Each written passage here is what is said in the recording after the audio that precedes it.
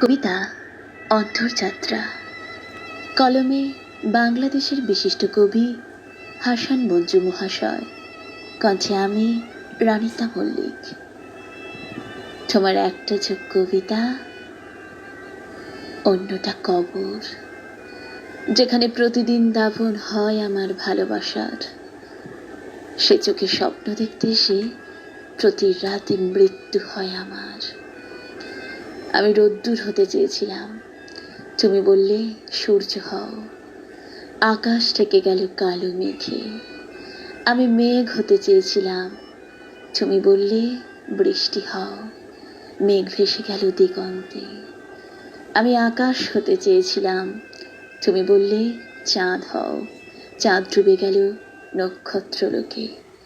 আমার রোদ্দুর হওয়া, মেঘ হওয়া কিছুই হলো না।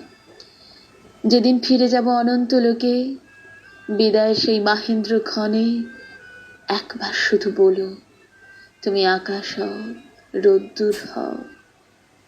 দু চোখে যদি নেমে আসে অন্ধকার, ছুঁয়ে দিও আঁখি পল্লব।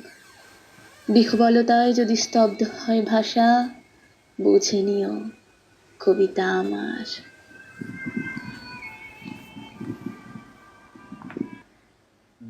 গলার মধ্যে হাসকি